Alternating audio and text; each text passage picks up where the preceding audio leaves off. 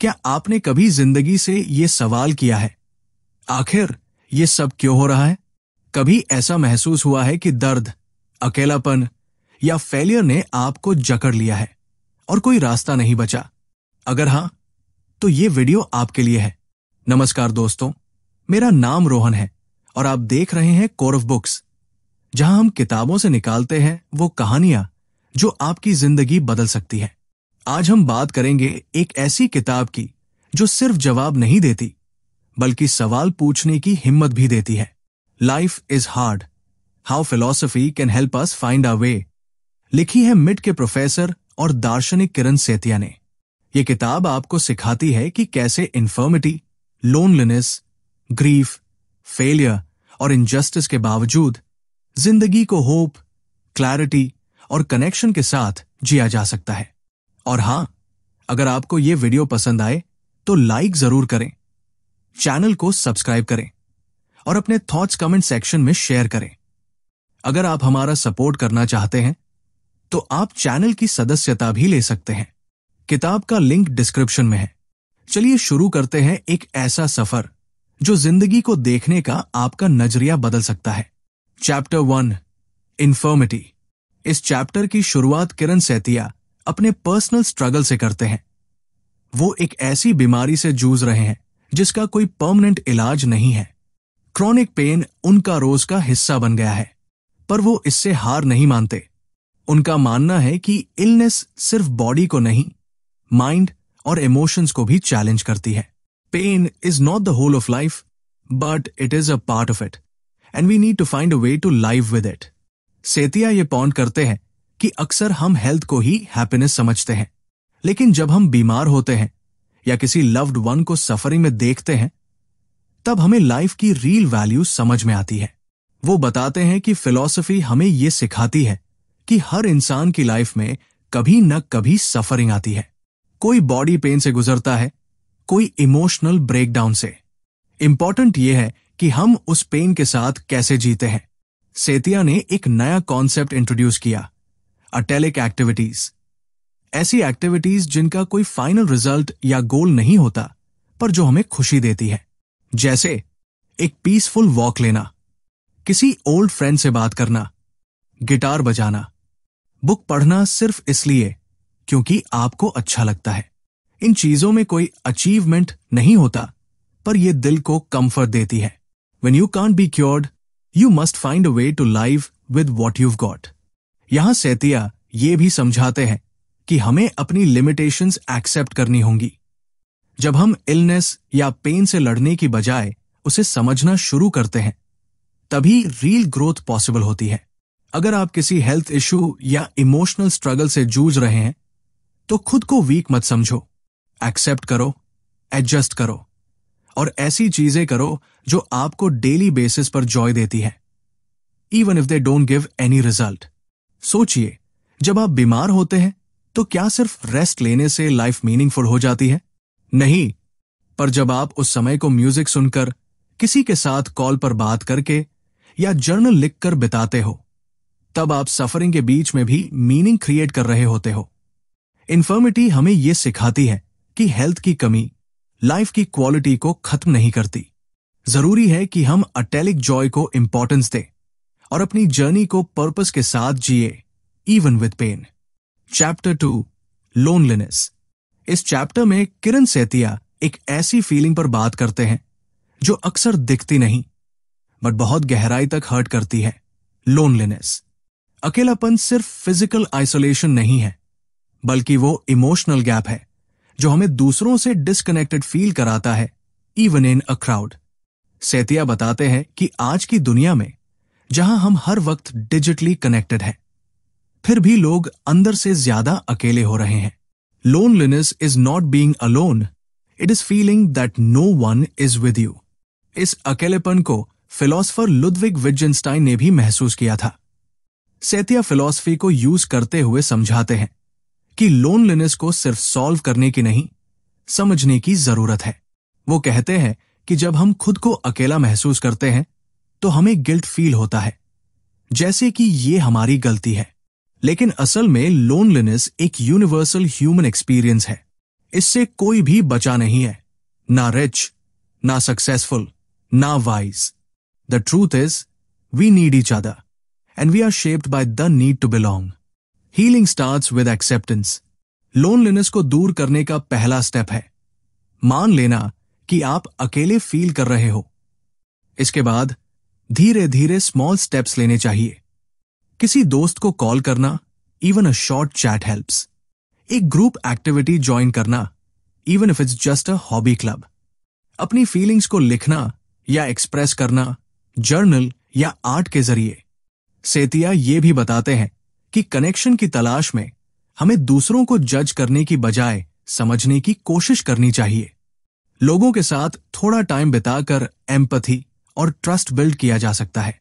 To live well, we must learn how to be with others and how to be alone without despair. आज की fast paced life में हम सब कभी न कभी डिस्कनेक्ट फील करते हैं, लेकिन अगर हम किसी भी इंसान से दिल से कनेक्ट हो जाए, even for a few moments, that can heal more than any therapy. Loneliness कोई कमजोरी नहीं है, बल्कि एक ह्यूमन सिग्नल है जो कहता है कि हमें कनेक्शन की जरूरत है, और इस कनेक्शन की शुरुआत हम खुद से भी कर सकते हैं। Chapter 3, grief. इस चैप्टर में किरण सेतिया बात करते हैं उस दुख की जो किसी अपने को खो देने पर दिल के बहुत गहरे हिस्से में बस जाता है, ग्रीफ। वो कहते हैं कि ग्रीफ को कोई लॉजिक या रूल से समझा नहीं जा सकता। ये एक ऐसी जर्नी है जो हर इंसान के लिए अलग होती है। Grief is love persisting. Setia समझाते हैं कि जब हम किसी लव्ड वन को खोते हैं, चाहे वो डेथ हो, ब्रेकअप हो या कोई और फॉर्म ऑफ लॉस, तो वो खालीपन सिर्फ एक मेमोरी नहीं छोड़ता, बल्कि आइडेंटिटी का हिस्सा भी ले जाता है। हम खुद से पूछने लगते हैं, अब मैं कौन हूं? इसलिए ग्रीफ सिर्फ लॉस का दुख नहीं होता, बल्कि सेल्फ का कंफ्यूजन भी होता है। वो फिलॉसफी के जरिए इस बात को एड्रेस करते हैं कि हमें ग्रीफ से भागना नहीं है, उसे फेस करना है। और सबसे इंपॉर्टेंट बात, हमें ये गिल्ट फील नहीं करना चाहिए कि हम मूव ऑन क्यों नहीं कर पा रहे। To grieve is not a failure of strength, it is the price of love. Emotional truth. Grief को सप्रेस करना हमारी मेंटल हेल्थ को और कमजोर करता है। सेतिया कहते हैं कि instead of pretending everything is okay, हमें इस ट्रूथ को एक्सेप्ट करना होगा। It's okay to cry, it's okay to miss them forever, and it's okay to live again, slowly, gently. Ways to heal. अपनी फीलिंग्स को एक्सप्रेस करें, writing, talking और even crying. खुद को टाइम दे। There is no timeline to heal. यादों को दबाने की बजाय उन्हें सम्मान दे, जैसे कोई एल्बम या डायरी मेंटेन करना। और सबसे जरूरी, दूसरों से कनेक्ट करना, not for solution but for presence. Grief doesn't shrink, it stage the same, but you grow around it. जब आप किसी को खोते हैं तो आपको लगता है कि टाइम कभी ठीक नहीं होगा, पर धीरे धीरे आप बदलने लगते हैं। आप उसी ग्रीफ को लेकर और समझदार और काइंड बन जाते हो। सेतिया कहते हैं कि यही ग्रीफ की पावर है। It transforms us. ग्रीफ कोई बीमारी नहीं, बल्कि लव का एक रूप है। सेतिया हमें सिखाते हैं कि इस दुख को दबाने की बजाय हमें इसे समझकर प्यार से संभालना है। Chapter 4, failure. किरण सेतिया इस चैप्टर में कहते हैं कि फेलियर का डर आज की जनरेशन में सबसे बड़ा इनविजिबल प्रेशर है। हम सब चाहते हैं कि हमारी लाइफ एक परफेक्ट स्टोरी हो, सक्सेस के साथ, बिना किसी मेजर फॉल के। लेकिन सच ये है कि फेलियर जिंदगी का हिस्सा है। We are more than the sum of our successes and failures.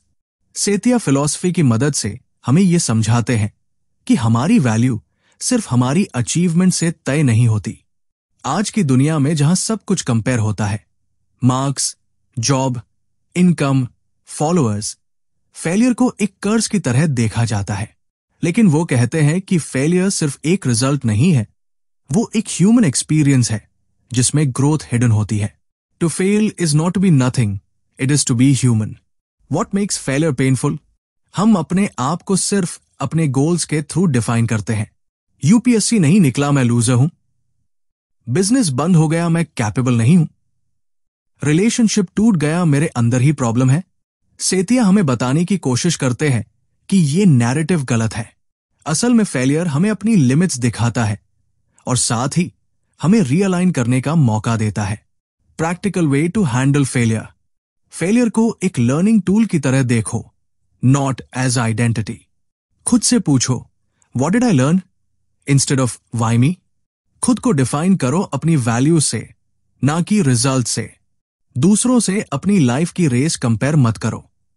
You are not a project with a final outcome, you are a person in motion. Setiya इस बात पर भी जोर देते हैं कि फेलियर आपको अकेला फील करा सकता है, लेकिन इसका मतलब यह नहीं कि आप वर्थलेस हो। जितना जल्दी हम इस मिथ को तोड़ेंगे कि सक्सेस वर्थ, उतना ही हम मेंटली हेल्दी बनेंगे।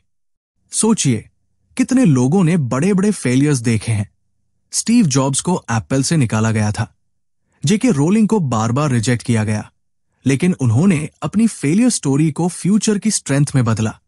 फेलियर हमारा एंड नहीं होता, बल्कि एक पॉज होता है जहां हम रीथिंक कर सकते हैं कि क्या हम सही रास्ते पर थे। सेतिया कहते हैं, हमारी वैल्यू कभी भी सिर्फ रिजल्ट से तय नहीं होती। Chapter 5, injustice.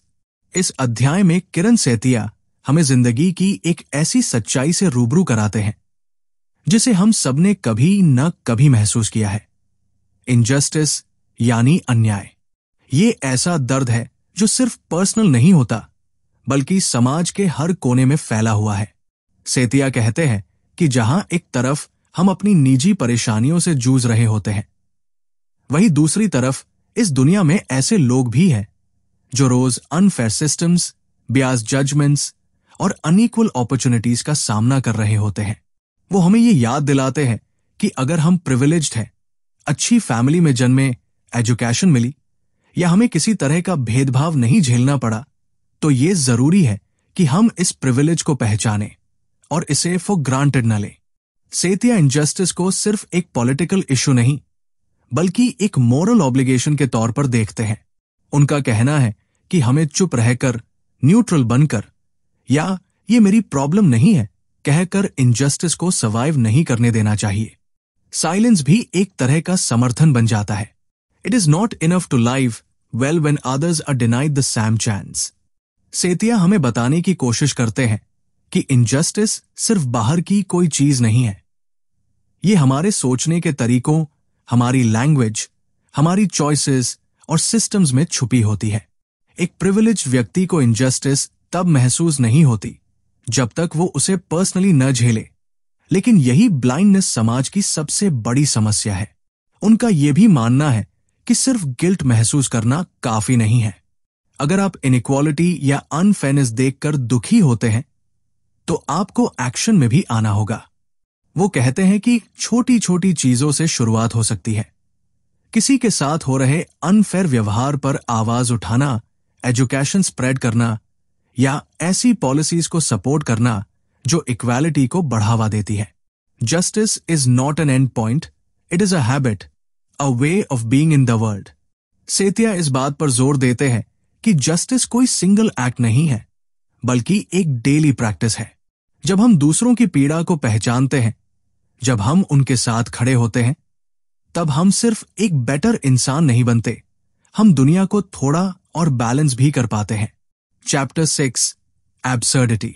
किरण सेतिया इस अध्याय में एक ऐसे सवाल से शुरुआत करते हैं जो हर थॉटफुल इंसान की जिंदगी में कभी ना कभी आता है। What's the point of all this? जब हम बार बार वही रूटीन दोहराते हैं, सुबह उठना, काम पर जाना, खाना, सोना और फिर वही अगले दिन, तो एक अजीब सी फीलिंग मन में आती है कि जिंदगी में कोई फाइनल मीनिंग नहीं है। यही फीलिंग है एब्सर्डिटी की। सेतिया बताते हैं कि एब्सर्डिटी दुख से नहीं आती, बल्कि उस खालीपन से आती है जब हमें लगता है कि हमारी सारी मेहनत, सारे गोल्स और पूरी लाइफ किसी कॉस्मिक रीजन से जुड़ी ही नहीं है। हमारे सवालों का कोई अल्टीमेट आंसर नहीं है, और यही सोच हमें एग्जिस्टेंशियल क्राइसिस में डाल देती है। The sense of absurdity arises not from life's suffering but from its lack of justification. लेकिन सेतिया इस सोच को चैलेंज करते हैं। वो कहते हैं कि हमें मीनिंग डिस्कवर नहीं करना होता, बल्कि उसे क्रिएट करना होता है। जिंदगी कोई सॉल्व्ड इक्वेशन नहीं है। ये एक ओपन कैनवस है जिस पर हम हर दिन कुछ पेंट करते हैं। मीनिंग बड़े गोल्स या अचीवमेंट से नहीं, बल्कि छोटी छोटी चीजों से आता है। जैसे किसी स्ट्रेंजर की हेल्प करना, किसी दोस्त के साथ हंसना या रात को शांति से किताब पढ़ना। To live is not to solve a puzzle, it is to dance, to breathe, to be. Setiya बताते हैं कि एब्सर्डिटी से भागने की जरूरत नहीं है। उसे पहचानो, उसे समझो और फिर अपने तरीके से मीनिंग बनाओ। जब हम ये मान लेते हैं कि लाइफ का कोई ग्रैंड डिजाइन नहीं है, तब हम उस बर्डन से आजाद हो जाते हैं और तभी हम जिंदगी को सच में एंजॉय करना शुरू करते हैं। इस अध्याय में ये मैसेज बहुत ही सटल और ब्यूटीफुल तरीके से आता है कि जिंदगी की ब्यूटी उसी में है कि वो अनसर्टेन है और एब्सर्डिटी कोई वीकनेस नहीं, बल्कि एक सिग्नल है कि हम अब अंदर से जाग रहे हैं। इसका जवाब पॉजिटिविटी नहीं, बल्कि प्रेजेंस है। Chapter 7, hope. किरण सेतिया इस अंतिम अध्याय में एक बेहद जरूरी सवाल से शुरुआत करते हैं। जब जिंदगी इतनी कठिन है तो हम उम्मीद कैसे रख सकते हैं? उन्होंने पहले के अध्यायों में इन्फर्मिटी, लोनलीनेस, ग्रीफ, फेलियर और इनजस्टिस जैसे कठिन पहलुओं को एक्सप्लोर किया और अब वो ये पूछते हैं कि इन सब के बावजूद हम आगे बढ़ने की हिम्मत कहां से लाते हैं? सेतिया मानते हैं कि होप कोई नाइव ऑप्टिमिज्म नहीं है। ये सोच नहीं कि सब कुछ ठीक हो जाएगा, बल्कि होप एक कॉन्शियस डिसीजन है कि हम इस इम्परफेक्ट वर्ल्ड में इम्परफेक्ट लाइफ के साथ भी कुछ मीनिंगफुल करना चाहते हैं। Hope is not the same as optimism, it is commitment to act even when you are uncertain of the outcome. Hope का मतलब है कि हम मानते हैं दर्द, नुकसान और असफलता के बावजूद कुछ अच्छा अभी भी पॉसिबल है। ये उम्मीद एक काइंड ऑफ मोरल करेज है जो हमें आगे बढ़ने की ताकत देती है। सेतिया बताते हैं कि उम्मीद एक इंडिविजुअल फीलिंग नहीं है, ये रिलेशनल होती है। हम तब होप महसूस करते हैं जब हम किसी कॉज, किसी इंसान या किसी फ्यूचर के लिए जुड़ाव महसूस करते हैं। Hope connects us to a future, to others and to ourselves. ये अध्याय हमें सिखाता है कि उम्मीद सिर्फ फ्यूचर के लिए नहीं होती, ये प्रेजेंट को मीनिंगफुल बनाने का तरीका भी है। जब हम किसी ऐसे काम में इन्वॉल्व होते हैं जो बिगर देन अस है, चाहे वो किसी की मदद करना हो, इनजस्टिस के खिलाफ बोलना हो या किसी ड्रीम पर काम करना हो, तभी हम सच्चे सेंस में होपफुल बनते हैं। सेतिया का ये मैसेज क्लियर है, होप कोई गारंटी नहीं देती, लेकिन डायरेक्शन जरूर देती है और डायरेक्शन होना ही काफी है जब रास्ता धुंधला हो।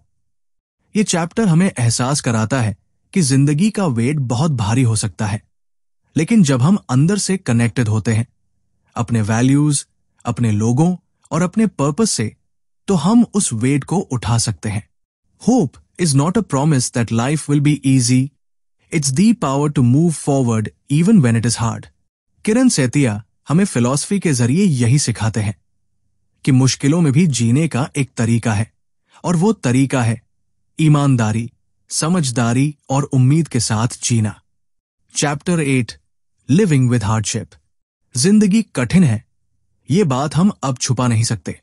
किरण सेतिया की इस किताब की सबसे बड़ी ताकत यही रही है कि उसने हमें ये सिखाया कि दर्द से डरना नहीं है, बल्कि उसे समझना है। और अब आखिरी अध्याय में वो हमें ये सोचने पर मजबूर करते हैं। अब जब हमें पता है कि जिंदगी आसान नहीं है, तो हम कैसे जिए? इस अंतिम अध्याय में सेतिया कहते हैं कि हर इंसान की जिंदगी एक तरह की टूट-फूट में गुंथी होती है। कोई ग्रीफ से जूझ रहा है, कोई फेलियर से, कोई इनजस्टिस के वेट से दबा हुआ है। फिर भी हम जीते हैं, और सिर्फ जीते नहीं, बल्कि कनेक्ट करते हैं, क्रिएट करते हैं और केयर भी करते हैं। To live with hardship is not to erase it, but to carry it with grace, with clarity and with care. Setiya ये भी बताते हैं कि हार्डशिप को कंप्लीटली ठीक नहीं किया जा सकता, लेकिन उसे इंटीग्रेट किया जा सकता है हमारे अनुभवों, रिश्तों और वैल्यूज में। जब हम अपने दर्द को मीनिंग के साथ जोड़ते हैं, तो वही दर्द हमें और गहरा और मजबूत इंसान बनाता है। वो इस बात पर भी जोर देते हैं कि मीनिंगफुल लाइफ का मतलब सिर्फ अपने गोल्स अचीव करना नहीं है। इसका मतलब है किसी को समझना, किसी की मदद करना, खुद को एक्सेप्ट करना और इस इम्परफेक्ट दुनिया में भी ब्यूटी देख पाना। Life is hard but it is not hopeless. It is flawed but it is not meaningless. इस अध्याय में सेतिया रीडर्स को एक जेंटल इन्विटेशन देते हैं कि अब आप इस किताब को बंद करने से पहले खुद से ये पूछें, क्या मैं अपने दर्द को नजरअंदाज कर रहा हूं या उससे सीख रहा हूं? क्या मैं दूसरों की सफरिंग को देखता हूं या खुद में ही उलझा हूं?